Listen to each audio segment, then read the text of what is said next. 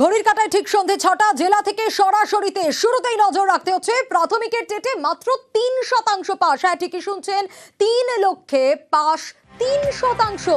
প্রায় ৩ লক্ষ পরীক্ষার্থী, তাদের মধ্যে পাস করেছে ৩%। প্রাথমিকের টেটে এই পাস ৬,৭৫৪ জন এখনো পর্যন্ত, যা জানা যাচ্ছে। আরো ডিটেলে বিষয়ে আপডেট নেব। সোমরাজ রয়েছে আমার সঙ্গে। সোমরাজ, ৩ লক্ষে পাস ৩%, এই আপডেট তো চাইবই, পরবর্তী প্রক্রিয়াও কি রয়েছে?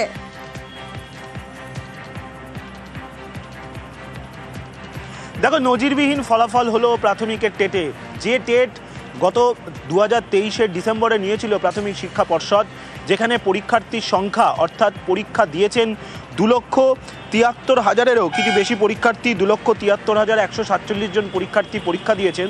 তার মধ্যে সফল হলেন শুধুমাত্র 6,754 জন, অর্থাৎ প্রায় 3% পরীক্ষার্থী তারা সফল হয়েছেন।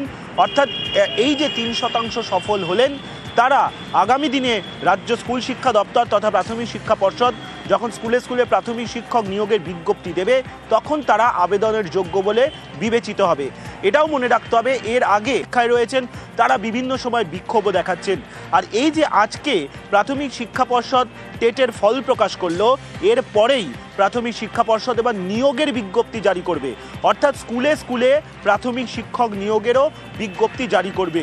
মনে করা হচ্ছে সেটাও খুব দ্রুত জারি করা হতে পারে। ইতিমধ্যেই রাজ্যের যে প্রাথমিক স্কুলগুলি রয়েছে, সেই স্কুলগুলিতে কত সংখ্যক শূন্যপদ রয়েছে, সেই শূন্যপদের তালিকা অনুমোদনের জন্য ইতিমধ্যেই রাজ্য স্কুল শিক্ষা দপ্তরের তরফে অর্থ দপ্তরকে পাঠিয়ে দেওয়া হয়েছে। অর্থ দপ্তর সেই শূন্যপদের তালিকায় অনুমোদন দিলেই স্কুল শিক্ষা দপ্তর প্রাথমিক শিক্ষা পর্ষদকে নির্দেশ দেবে যাতে তারা স্কুলে স্কুলে প্রাথমিক শিক্ষক নিয়োগের বিজ্ঞপ্তি প্রকাশ করে।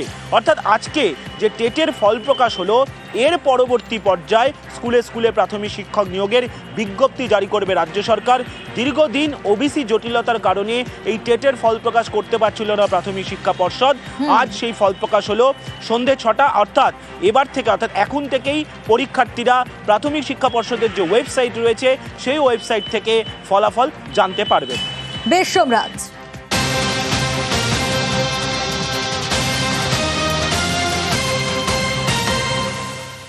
আর বারাসাতের দিকে নজর রাখবো। টেট পাসদের বিক্ষোভে একেবারে ধুন্ধুমার পরিস্থিতি।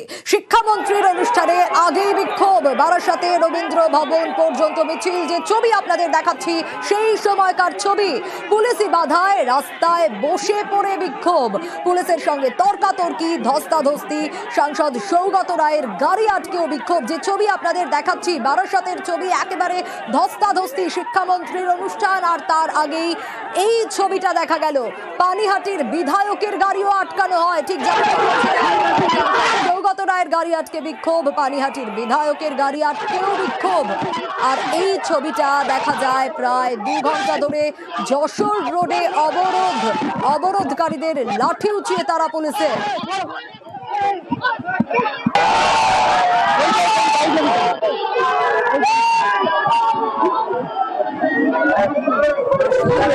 পাল্টা পুলিশকে মার বিক্ষোভকারীদের, একজন জখম বিক্ষোভকারী আর একজন পুলিশ।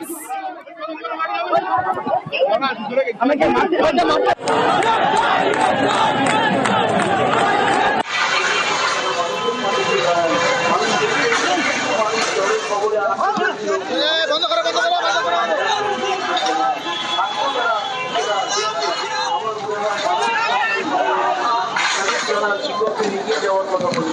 আজকে এই বারাসাতের বুকে দাঁড়িয়ে আমার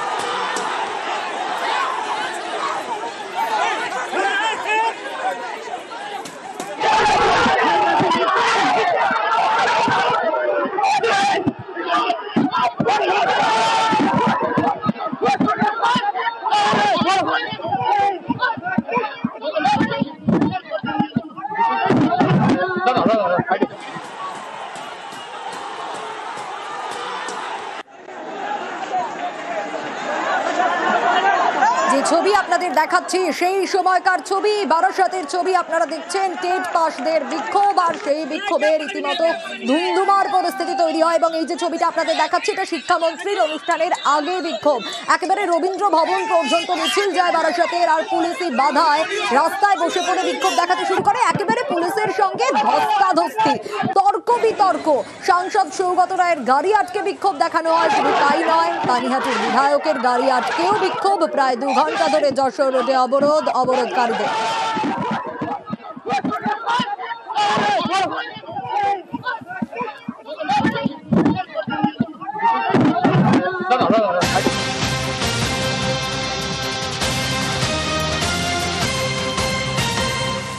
আর এবার নজর রাখবো চন্দ্রনাথ সিনহার অন্তর্বর্তী জামিন বহাল। চন্দ্রনাথ সিনহাকে হেফাজতে পেল না ইডি। আরো একবার জানাবো, চন্দ্রনাথ সিনহার অন্তর্বর্তী জামিন বহাল।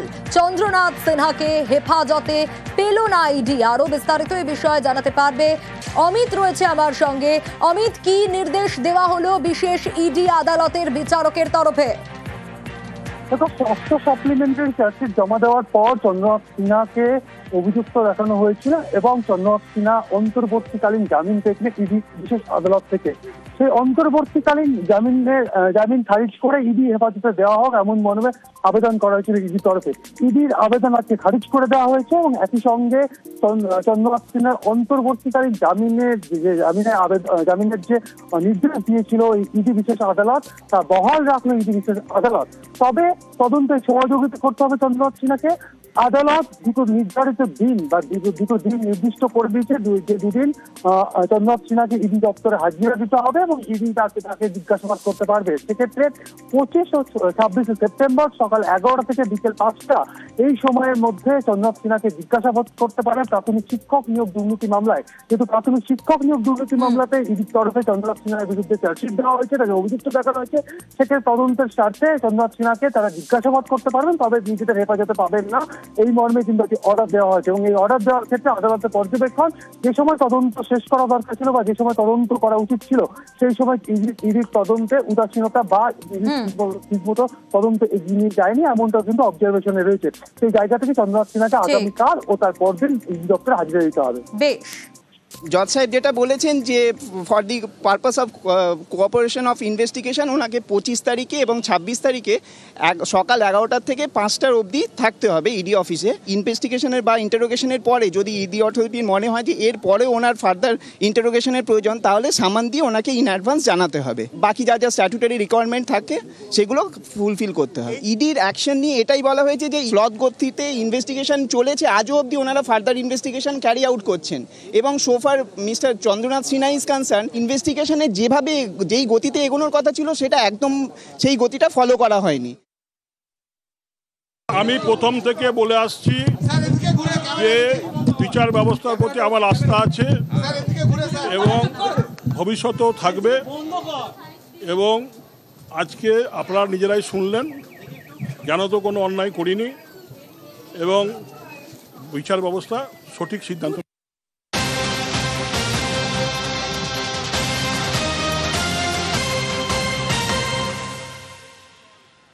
2025-এর এসএসসি টেট নিয়ে নতুন নির্দেশ। এনসিটি গাইডলাইনে স্পেশাল এডুকেটর নিয়োগ। কি নির্দেশ দেওয়া হলো অর্ণবের কাছ থেকে আরো ডিটেইল জানতে পারবো। বিচারপতি সৌগত ভট্টাচার্যের কি নির্দেশ এসএসসি কে? অর্ণব, দেখো, বিএড স্পেশাল এডুকেশনে যারা প্রশিক্ষণরত তাদেরও পরীক্ষায় বসার সুযোগ দিতে হবে এবং মামলাকারী প্রত্যেককে 31 জন মামলাকারী ছিলেন, তাদের প্রত্যেককে ফর্ম পূরণ করে তাদের পরীক্ষায় বসার নির্দেশ দিয়েছেন বিচারপতি সৌগত ভট্টাচার্য। এবং যেহেতু কাল পুজোর ছুটির আগে শেষ কাজের দিন এসএসসি অফিসে, সেক্ষেত্রে এসএসসি সচিবকে নির্দেশ দেওয়া হয়েছে যে প্রথম SLST অর্থাৎ state level selection test special educator পদে সেই নিয়োগ প্রক্রিয়ায় অনলাইন যেহেতু সম্ভব হচ্ছে না, অপশনের প্রবলেম রয়েছে, সমস্যা রয়েছে, তাই এক্ষেত্রে অফলাইনে দুপুর 1টার সময় এসএসসি অফিসে তাদের ফর্ম ফিল আপ করতে দিতে হবে এবং এনসিটির গাইডলাইন ভাঙা যাবে না, এটাও স্মরণ করিয়ে দেওয়া হয়েছে স্কুল সার্ভিস কমিশনকে। এক্ষেত্রে একটা বিষয় না বললে নয়, তা হচ্ছে দেশ জুড়ে প্রত্যেক বিদ্যালয়ে একজন করে স্পেশাল এডুকেটর ন্যূনতম রাখতে হবে, তা ছিল সুপ্রিম কোর্টের নির্দেশ বা গাইডলাইন। সেই গাইডলাইন মেনে বর্তমানে রাজ্য সরকার প্রত্যেক স্কুলে, সেটা উচ্চ প্রাথমিক, মাধ্যমিক বা উচ্চ মাধ্যমিকে রাখতে চায়। তার জন্যই এই টেট 2025-এর পরীক্ষা। বেশ অর্ণব। দুর্গাপুজো আগে শুধু বাংলার বাঙালিদের ছিল, কিন্তু মমতা বন্দ্যোপাধ্যায় তাকে বিশ্ব বন্দনায় নিয়ে গেছেন এবং ইউনেস্কোর হেরিটেজ নিয়েছে। না, আমি সেই জন্যে আজকে ভবানীপুর মুক্ত দলে পুজো উদ্বোধনে মুখ্যমন্ত্রী মমতা বন্দ্যোপাধ্যায় যে ছবি আপনাদের দেখাচ্ছি এই মুহূর্তে, মদন মিত্র রয়েছেন এবং যে ছবি আপনারা দেখতে পাচ্ছেন সরাসরি। আচ্ছা, ঠিক আছে। দে দে পান তুলে দে, দে দে পান তুলে দে, মাঝি খেলা করিস না, ছেড়ে দে নৌকা আমি যাব মদিনা, আমার ছেড়ে দে নৌকা আমি যাব মদিনা, আমার হৃদয়েতে কাবা নয়নের মদিনা, আমার হৃদয়েতে কাবা নয়নের মদিনা, আমার হৃদয়েতে জনতা নয়নের মমতা।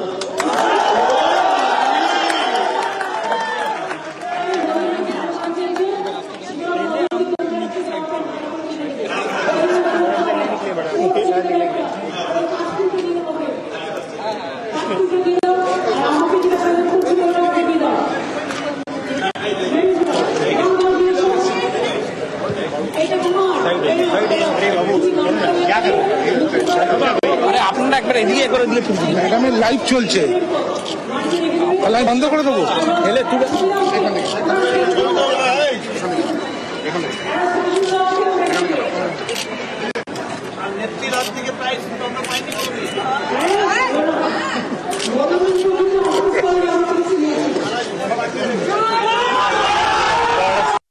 আর সবার মাথায় এখন একটাই প্রশ্ন ঘুরছে যে পুজোয় কি বৃষ্টি হবে? ওয়েদার আপডেট কি বলছে? এবার ছাতা মাথায় ঠাকুর দেখা। আগামীকাল ফের বঙ্গোপসাগরে নিম্নচাপ।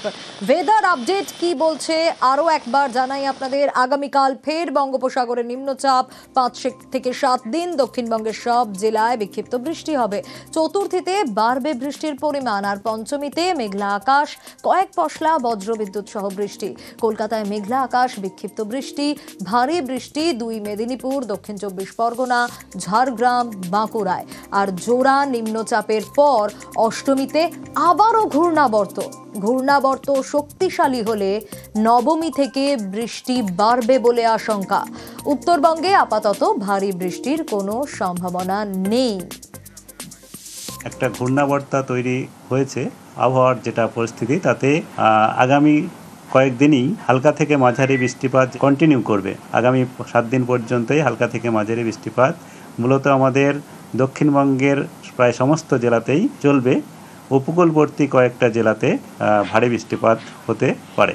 কলকাতা ও তার পার্শ্ববর্তী এলাকার জন্য যেটা বলা হয়েছে, আগামী 2-3 দিন সাধারণত মেঘলা আকাশ থাকবে, তবে রৌদ্রোজ্জ্বল হবে এবং বৃষ্টিপাত 1 থেকে 2 পশলা হতে পারে, হালকা থেকে মাঝারি। তবে উত্তরবঙ্গেও কিছুটা বৃষ্টিপাতের পরিমাণ 26-27 তারিখ থেকে কিছুটা বাড়ার সম্ভাবনা থাকবে।